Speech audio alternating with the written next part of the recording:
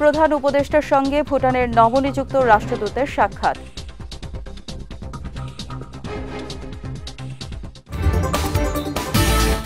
দাতা সংস্থার পরামর্শে নয়, নিজেদের স্বার্থে যৌক্তিক সংস্কার করা হচ্ছে, জানালেন অর্থ উপদেষ্টা। এবং গণহত্যার দায়ে শুধু শেখ হাসিনা নয়, আওয়ামী লীগেরও বিচার হওয়া উচিত, বললেন মির্জা ফখরুল।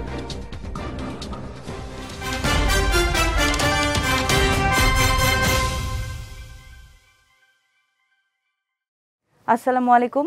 পুষ্টি চা নিবেদিত বিজয়ের রাতের সংবাদে আমন্ত্রণ জানাচ্ছি আমি সিরাজু মনিরা বিলাসী। শুনছিলেন শিরোনাম, এবার বিস্তারিত। অন্তর্বর্তী সরকারের প্রধান উপদেষ্টা ডক্টর মোহাম্মদ ইউনূসের সঙ্গে সাক্ষাৎ করেছেন ভুটানের নবনিযুক্ত রাষ্ট্রদূত ড্যাশো কার্মা হামুদর্জি। বুধবার রাষ্ট্রীয় অতিথি ভবন যমুনায় এই সাক্ষাৎ অনুষ্ঠিত হয়। এ সময় প্রধান উপদেষ্টা ভুটানকে বাংলাদেশের প্রদত্ত সকল বিদ্যমান অবকাঠামোগত সুবিধা কাজে লাগানোর আহ্বান জানান এবং দ্বিপাক্ষিক সহযোগিতা সম্প্রসারণের উল্লেখযোগ্য সম্ভাবনার কথা তুলে ধরেন। ভুটান ও বাংলাদেশের দীর্ঘস্থায়ী ঐতিহাসিক সম্পর্ক এবং বিদ্যমান চমৎকার সহযোগিতার কথা উল্লেখ করে রাষ্ট্রদূত দর্জি বাংলাদেশের সরকার কর্তৃক ভুটানকে বিশেষ করে চিকিৎসা শিক্ষা এবং বাংলাদেশে একটি ভুটানি বিশেষ অর্থনৈতিক অঞ্চল প্রতিষ্ঠায় সহযোগিতার জন্য কৃতজ্ঞতা প্রকাশ করেন। তিনি বাংলাদেশে ভুটানের সম্পৃক্ততা আরও গভীর করার ইচ্ছা প্রকাশ করেন। এ সময় প্রধান উপদেষ্টা তার মেয়াদকালে দুই দেশের সম্পর্ক আরও দৃঢ় হবে বলে আশাবাদ ব্যক্ত করেন। দাতা সংস্থার পরামর্শে নয়, নিজেদের স্বার্থে যৌক্তিক সংস্কার করা হচ্ছে বলে মন্তব্য করেছেন অর্থ উপদেষ্টা ডক্টর সালেউদ্দিন আহমেদ। বিনিয়োগকারীদের আস্থা বাড়াতে মানসম্মত অডিট প্রতিবেদন করার দরকার বলেও জানান তিনি। বুধবার রাজধানীর একটি হোটেলে অনুষ্ঠিত অ্যাকাউন্টিং অ্যান্ড অডিটিং সামিট এ বাংলাদেশের অর্থনৈতিক শাসনে এফআরসির ভূমিকা ও প্রভাব শীর্ষক বিষয়ে বক্তব্য রাখতে গিয়ে তিনি এসব কথা বলেন। জানান, বিগত ১৭ বছরে আর্থিক খাতে নানা অনিয়ম ও অর্থ পাচারে বিভিন্ন নিরীক্ষা প্রতিষ্ঠানেরও দায় রয়েছে। ১৮ লাখ রিটার্ন জমা দেওয়া হলেও ৭০% জিরো রিটার্ন সাবমিট করার বিষয়টিতে নিরীক্ষকদের অস্বচ্ছতা রয়েছে বলেও মন্তব্য করেন অর্থ উপদেষ্টা। বিদেশি বিনিয়োগ বাড়াতে চাইলে আমাদের ডেফিনেটলি এই যে অডিটার এবং চার্টার্ড অ্যাকাউন্টে তাদের রোলকে আমাদের গুরুত্ব দিতে হবে এবং তাদের রোলটাকে সিরিয়াসলি নিতে হবে। কতগুলো একটু বেসিক রিফর্ম করতে, লং টার্ম বা মিডিয়াম রিফর্ম করবো না, কিন্তু যেই কটা ধরেছি সেটা আমরা দেখি, আমি চেষ্টা করবো এটাকে ইমপ্লিমেন্ট করতে। অনেক বাধা বিপত্তি আসছে। শেখ হাসিনা গণহত্যার জন্য দায়ী বলে মন্তব্য করেছেন বিএনপি মহাসচিব মির্জা ফখরুল ইসলাম আলমগীর। বলেন, গণহত্যার দায়ে শুধু শেখ হাসিনা নয়, আওয়ামী লীগেরও বিচার হওয়া উচিত। সকালে রাজধানীর নিউরোসায়েন্স হাসপাতালে চিকিৎসাধীন বিএনপি চেয়ারপারসনের উপদেষ্টা ডাক্তার আব্দুল কুদ্দুস ও ডাক্তার সিরাজউদ্দিনের শারীরিক অবস্থার খোঁজ খবর নেন তিনি। বলেন, ফ্যাসিবাদের পক্ষে যারাই কাজ করেছে তাদেরও শাস্তি হওয়া উচিত। দেশকে সঠিক পথে নেওয়া সব রাজনৈতিক দলেরই দায়িত্ব উল্লেখ করে মির্জা ফখরুল বলেন, সংস্কার ও বিচার একসঙ্গে চলতে বাধা নেই। এরপর মির্জা ফখরুল রাজধানীর আরেকটি হাসপাতালে চিকিৎসাধীন সঙ্গীত শিল্পী ফরিদা পারভিনের শারীরিক অবস্থার খোঁজখবর নিতে যান। এ সময় দলটির পক্ষ থেকে আর্থিক সহায়তা ফরিদা পারভিনের পরিবারের কাছে পৌঁছে দেন তিনি। শেখ হাসিনা তিনি এককভাবে, আমি মনে করি, responsible for the killing of thousands of people এবং যেন টর্চার নিপীড়নের জন্য তিনি দায়ী। সুতরাং তার বিচার ইতিমধ্যে শুরু হয়েছে। আমরা আশাবাদী তার ট্রেনি এবং তার সঙ্গে যারা এই হত্যাকাণ্ডের সঙ্গে, গণহত্যার সঙ্গে এবং এই ফ্যাসি আক্রমণের সঙ্গে জড়িত তাদের প্রত্যেকেরই বিচার হবে। সেই হিসাবে দল যদি আইনের আওতায় নিয়ে এসে দলও যদি আমরা দেখা যায় যে দলগত হিসাবে, তাহলে অবশ্যই তাদেরও বিচার হওয়া উচিত বলে আমি মনে করি। লিবিয়ায় মাফিয়া চক্রের ফাঁদে পড়া ১৬২ জন বাংলাদেশি দেশে ফিরেছেন। সকাল ৭:৩০টার দিকে তাদের বহনকারী বিমান ঢাকার হজরত শাহজালাল আন্তর্জাতিক বিমানবন্দরে অবতরণ করে। ঢাকায় অবতরণের পর পুলিশ ব্যুরো অব ইনভেস্টিগেশনের কর্মকর্তারা ভুক্তভোগীদের সঙ্গে কথা বলেন। ভুক্তভোগীরা জানান, তারা কর্মসংস্থানের জন্য লিবিয়া গিয়েছিলেন, কিন্তু সেখানে কাজ না মেলায় দালালরা ইউরোপে পাঠানোর প্রলোভন দেখায়। পরে তাদের দেশটির বিভিন্ন জায়গায় আটকে রেখে নির্যাতন করা হয়। তারা আরও অভিযোগ করেন, আটকে রেখে তাদের স্বজনদের কাছ থেকে লাখ লাখ টাকা হাতিয়ে নেয় দালালরা। বাংলাদেশি দালালরা স্থানীয়দের সঙ্গে যোগসাজশ করে নির্যাতন চালাতো বলেও অভিযোগ করেন তারা। এক শহর থেকে আরেক শহরে নিয়ে যাওয়ার নাম করে আমাদের রাস্তার থেকে তারা কথাবার্তা বলে তারা হচ্ছে গিয়ে মিলিশিয়ার বাহিনীর কাছে আমাদেরকে বিক্রি করে দেয়।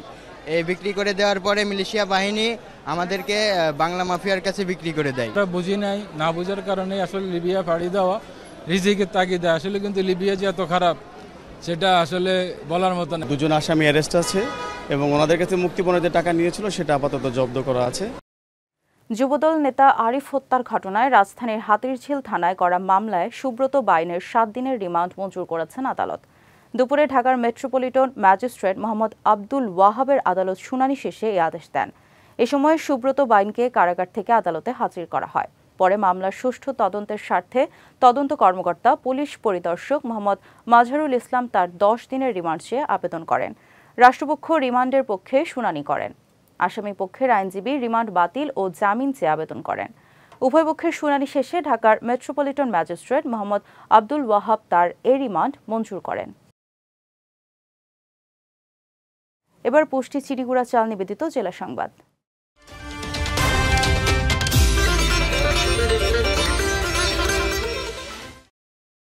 বিএসএফ কোনো সীমান্তরক্ষী বাহিনী নয়, বরং এটি একটি খুনি বাহিনীতে পরিণত হয়েছে বলে মন্তব্য করেছেন জাতীয় নাগরিক পার্টি এনসিপির আহ্বায়ক নাহিদ ইসলাম। দুপুরে দেশ গড়তে জুলাই পদযাত্রার 9ম দিনে চুয়াডাঙ্গার শহীদ হাসান চত্বরে আয়োজিত পথসভায় তিনি এ মন্তব্য করেন। বলেন, গত 54 বছরে চুয়াডাঙ্গা সহ দেশের বিভিন্ন সীমান্তে নিরপরাধ মানুষকে হত্যা করেছে বিএসএফ। কিন্তু স্বৈরাচার সরকার এদেশের মানুষদের ভারতের গোলামে পরিণত করেছিল। এ সময় জুলাই অভ্যুত্থানের শহীদদের স্বপ্ন বাস্তবায়ন না হওয়া পর্যন্ত লড়াই চালিয়ে যাওয়ার ঘোষণা দেন এনসিপির আহ্বায়ক। পথসভায় দলের দক্ষিণাঞ্চলের মুখ্য সংগঠক হাসনাত আব্দুল্লাহ, উত্তরাঞ্চলের মুখ্য সংগঠক সার্জিস আলম, সিনিয়র যুগ্ম আহ্বায়ক সামান্তা শারমিন সহ অনেকে উপস্থিত ছিলেন। যারা চালাবার দুর্নীতিবাদ দখলদারিত্বের পক্ষে আছে, আপনারা তাদেরকে বয়কট করুন। জনগণের পক্ষে বাংলাদেশ পন্থী রাজনীতি গড়ে তুলুন। চুয়াডাঙ্গার মানুষের উন্নয়ন, চুয়াডাঙ্গার মানুষের শিক্ষা, কর্মসংস্থান এর পক্ষে দাঁড়ান। জাতীয় নাগরিক পার্টির নেতৃবৃন্দ আপনাদের সাথে থাকবে। জাতীয় নাগরিক পার্টির নির্দেশে এই মুজিববাদী ফ্যাসিস্ট দল বাংলাদেশে থাকতে পারে না, বাংলাদেশে কোনোভাবেই আসতে পারবে না। আসতে হলে আমাদের জীবনের উপর দিয়ে আসতে হবে। এই ফ্যাসিস্ট আপনাদেরকে দাঁড়াতে হবে। বিচার সংস্কার এবং আমরা বলেছি একটি নতুন সংবিধান, সেই বিচার সংস্কার, নতুন সংবিধান এবং জুলাই ঘোষণাপত্রের দাবিতে আমরা রাজপথে নেমেছি। কুমিল্লার মুরাদনগরে একই পরিবারের 3 জনকে পিটিয়ে হত্যা মামলায় গ্রেফতার 8 জনকে 3 দিনের রিমান্ড দিয়েছেন আদালত। আজ কুমিল্লা জেলা ও দায়রা জজের 11 নম্বর আমলি আদালতের বিচারক মমিনুল হক এ আদেশ দেন। বিষয়টি নিশ্চিত করে জেলা গোয়েন্দা পুলিশের ভারপ্রাপ্ত কর্মকর্তা মোহাম্মদ আব্দুল্লাহ জানান, ট্রিপল মার্ডারের ঘটনায় গ্রেফতার 8 আসামির 7 দিন করে রিমান্ড চেয়ে আবেদন করা হয়। শুনানি শেষে 3 দিনের রিমান্ড মঞ্জুর করেন আদালত। একই সঙ্গে রিমান্ড শেষে তাদের কারাগারে পাঠানোর নির্দেশ দেওয়া হয়। এর আগেই গত 3 জুলাই মুরাদনগরে মাদক সংশ্লিষ্টতার অভিযোগ তুলে মা মেয়ে সহ একই পরিবারের 3 সদস্যকে গণপিটুনি দিয়ে ও কুপিয়ে হত্যা করে স্থানীয়রা। ব্রাহ্মণবাড়িয়ার সরাইলে স্কুল ছাত্রী ময়না আক্তার হত্যা মামলায় 2 আসামির মোট 5 দিনের রিমান্ড মঞ্জুর করেছেন আদালত। দুপুরে এই রিমান্ডের আদেশ দেন সিনিয়র জুডিশিয়াল ম্যাজিস্ট্রেট আদালত। মামলার 1 নম্বর আসামি হাবলিপাড়া জামে মসজিদের ইমাম মোহাম্মদ হামিদুল ইসলামকে 3 দিনের এবং 2 নম্বর আসামি মুয়াজ্জিন মোহাম্মদ সাইদুল ইসলামকে 2 দিনের রিমান্ডে নেয়ার অনুমতি দেন বিচারক। এদিন রিমান্ড শুনানিকালে বাদীপক্ষের হয়ে উপস্থিত ছিলেন জেলা বিএনপির আইন বিষয়ক সম্পাদক নুরুজ্জামান লস্কর তপু। এর আগে গত 6 জুলাই উপজেলার শাহবাজপুর ইউনিয়নের হাবলিপাড়ার একটি মসজিদের 2য় তলা থেকে শিশুটির মরদেহ উদ্ধার করা হয়। পরে এই ঘটনায় নিহতের মা বাদী হয়ে অজ্ঞাতনামা আসামিদের বিরুদ্ধে নারী ও শিশু নির্যাতন দমন আইনে সরাইল থানায় একটি মামলা দায়ের করেন। এরই প্রেক্ষিতে পুলিশ অভিযান চালিয়ে হামিদুর রহমান ও সাইদুল ইসলামকে গ্রেফতার করে। সাভারের আশুলিয়ায় Titas gas transmission and distribution পিএলসির অভিযানে বাসাবাড়ির 6 শতাধিক ও কারখানার অবৈধ গ্যাস সংযোগ বিচ্ছিন্ন করা হয়েছে। সকালে আশুলিয়ার গোরাত এলাকায় 2 কিলোমিটার এলাকা জুড়ে এ অভিযান চালানো হয়। অভিযানে নেতৃত্ব দেন জ্বালানি ও খনিজ সম্পদ বিভাগের নির্বাহী ম্যাজিস্ট্রেট সৈকত রায়হান। এ সময় তিতাস গ্যাসের আশুলিয়া জোনাল অফিসার ম্যানেজার প্রকৌশলী আবু সালেহ মোহাম্মদ খাদেমউদ্দিন, সহকারী প্রকৌশলী মোহাম্মদ আসওয়াদ, উপসহকারী প্রকৌশলী মোহাম্মদ সুমন আলী সহ অনেকে উপস্থিত ছিলেন। যাচ্ছে পুষ্টি ড্রিঙ্কিং ওয়াটার নিবেদিত খেলার সংবাদে।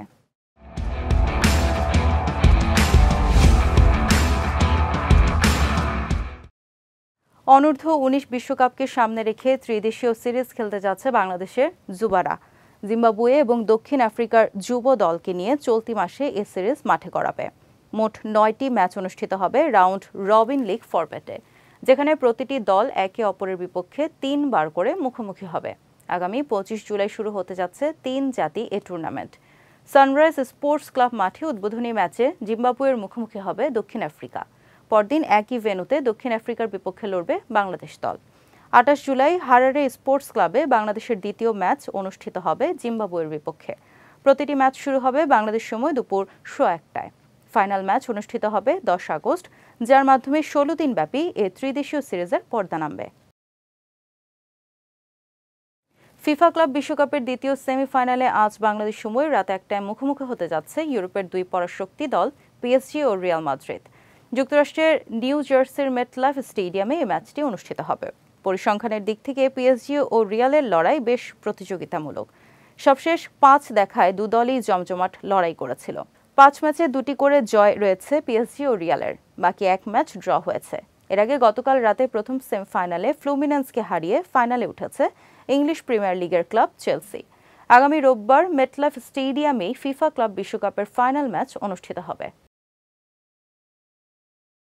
পুষ্টি চা নিবেদিত বিজয় রাতের সংবাদ শেষ করার আগে শিরোনামগুলো দেখে নিচ্ছে আরও একবার।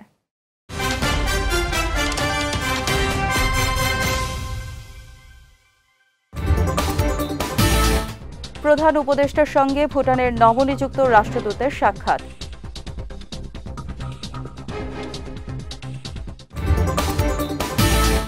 দাতা সংস্থার পরামর্শে নয়, নিজেদের স্বার্থে যৌক্তিক সংস্কার করা হচ্ছে, জানালেন অর্থ উপদেষ্টা।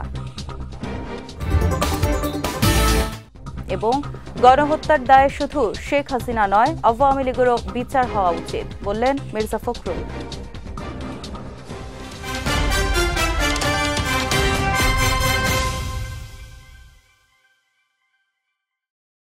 বিজয় রাতের সংবাদ শেষে আজকের মতো আমি সিরাজুম মুনিরা বিলাসী আপনাদের কাছ থেকে বিদায় নিচ্ছি। আগামীকাল একই সময় নতুন সব খবর দেখতে চোখ রাখুন বিজয় টিভিতে। এছাড়াও আজকের বিজয় রাতের সংবাদের ভিডিও দেখতে পারেন আমাদের ইউটিউব এবং ফেসবুক পেজে। আমাদের ইউটিউব হলো youtube.com/bijaytvofficial এবং আমাদের ফেসবুক পেজ হলো facebook.com/bijaytvlimited। এতক্ষণ সঙ্গে থাকার জন্য ধন্যবাদ সবাইকে।